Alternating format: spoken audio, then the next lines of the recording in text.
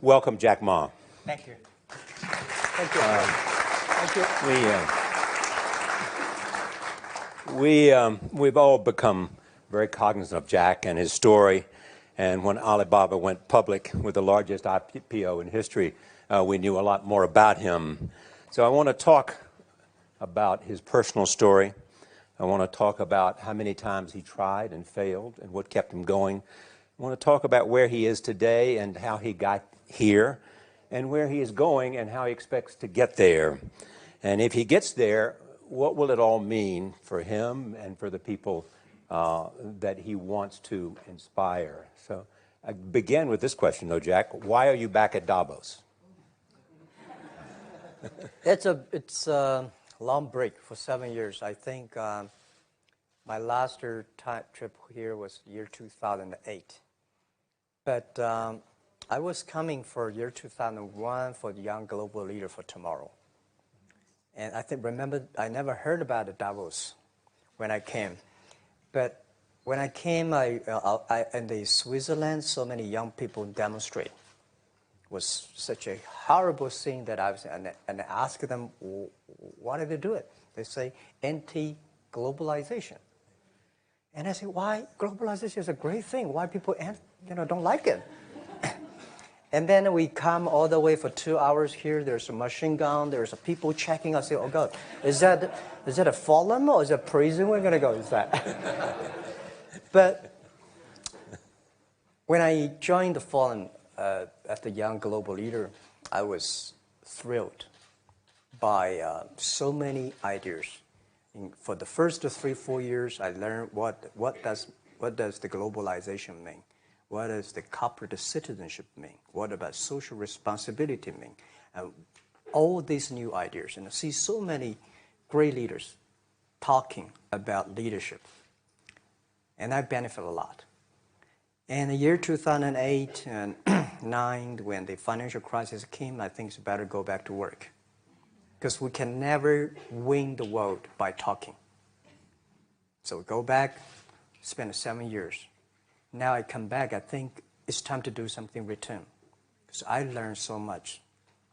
Let's talk 12 years ago. So why I should not talking to the young global leader of today, sharing with them how we've gone through. Okay. So that was the thing. Let's start with where you are today. Just how big is Alibaba? How many people come every day? How many people come in a week? How fast is it growing? Yeah, we have over 100 million buyers visiting our site, shopping our site every day. And we created 100 million every day. We created 14 million jobs for China, directly and indirectly. And we grow from 18 people to 30,000 people, 18 people in my apartment, to now we have 4 big campus. Compared to 15 years ago, we were big. But compared to 15 years later, we're still a baby. How big will you be 15 years from now? I think 15 years ago, I told my team that in the past 15 years, we grow from nothing to this size. And 15 years later, I want people to know about Alibaba, know Taobao, because it's already everywhere. I want 15 years ago when we talk about what is e-commerce, why small business can use this e-commerce, this internet, can do business across the nation. And I hope 15 years later, people forget about e-commerce because they think it's like electricity. Nobody thinks it's a high tech today. Now, this is something that I don't want 15 years later, we still walk on the street talking about why and how e-commerce can help people. Talk about the IPO. Did it exceed your expectations? Well, it's a pretty small IPO, 250. Yes. Yeah. The largest IPO in the history of Wall Street. We raised. And number 2 was a Chinese bank. Thank you. I remember year 2001. We went to raise some 5 million, 3 million venture capitalist dollars in the USA, and got rejected. And I say we come back raising a little bit more. But I think, what we think more about is for $25 billion, how we can spend the money efficiently, because this is not the money, this is the trust from the world, the trust from those people. They want to do better jobs to help more people. They want to have a good return. So I think gives me more pressure, because when our market cap is bigger than IBM, for a certain day we're bigger than Walmart. We're one of the top 10, 15 largest market cap company in the world. I told my team and myself, is that true? We're not that good. Because years ago, people say, Alibaba model is terrible. Does not make money, have this and that, all the big bad things, because Amazon is better, eBay is better, Google is better, and there's no such model like Alibaba in the USA. So I told myself and people, we were better than people thought. But today, when we are that big size, I said, no, we are not that good as people thought. We're just a company 15 years old. Average age is 27, 28 years old, young people. We're doing something that human beings have never tried. So I want to talk about the future. Let me take you back to when you were born in Hangzhou, where the headquarters still are. Yep. And your campus is there. You don't have a loot, don't move your loot. Your headquarters there. Yeah, you found it there, loot there. You grew up in the 60s. 64. Born in 64. That was the time of the Cultural Revolution. Yeah, it was the end of the Cultural Revolution. It was, well, my grandfather was a tiny landlord. Was considered, after liberation, was considered to be a bad guy. So I was, I know how tough it was when I was a kid. You tried to get into 3 colleges. Mm-hmm. Each time they rejected you. No, I tried. There is an examination that young people, if you want to go university, you have to take the examinations. So I failed 3 times. But a lot of fail. I failed for funny things that I failed a key primary school test for 2 times. And I failed 3 times for the middle schools.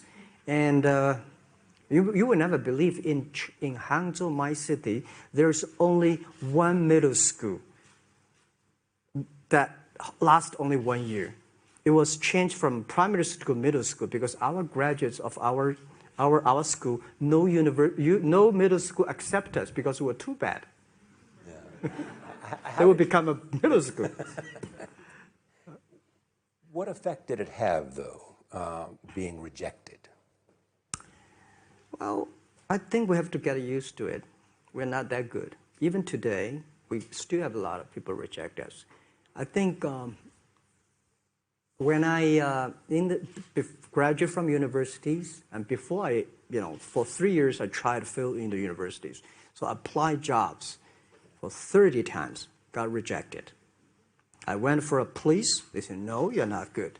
I went to even the KFC. When KFC came to China, come to my city, 24 people went for the job. 23 people were accepted. I was the only one guy. And we went for police. 5 people, 4 of them accepted. I was the only guy that I received it.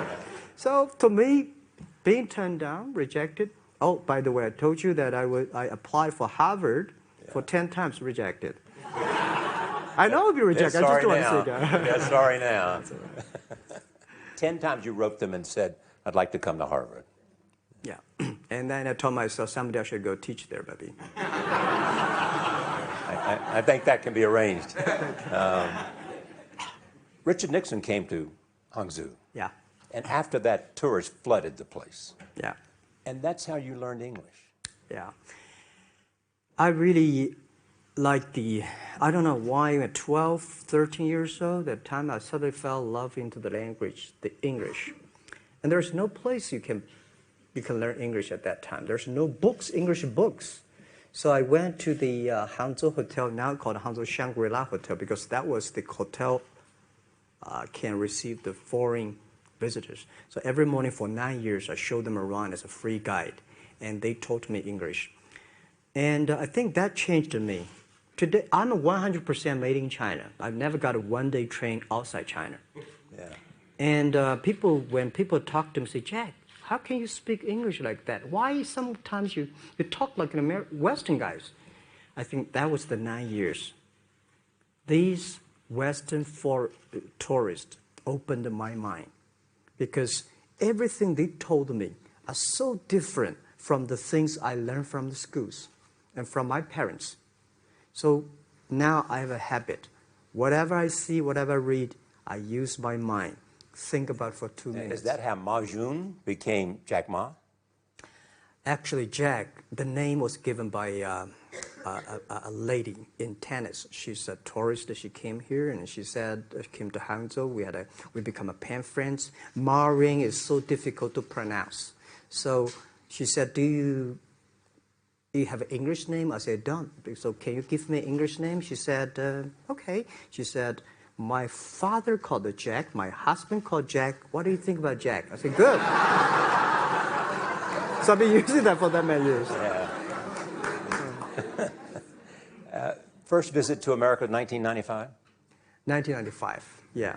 I come here for a project helping the local government to building up a highway. And you tried the internet? I tried the internet in Seattle.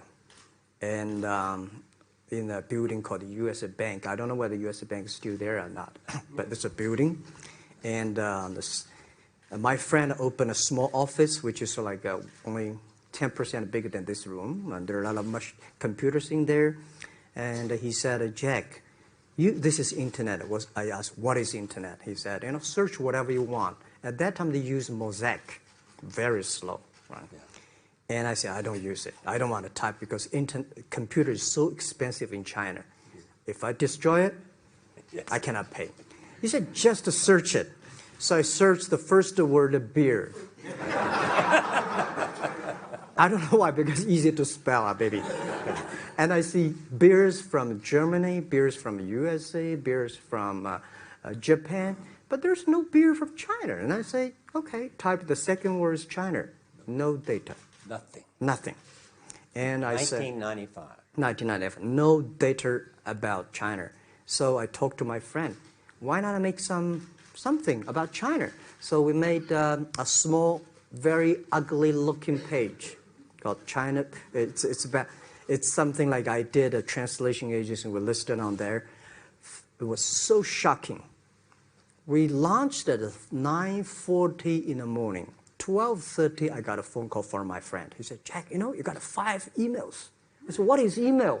And they said, these are the things. So people so excited. Where are you? This is the first time I see a Chinese website on that. How can we can we do something together?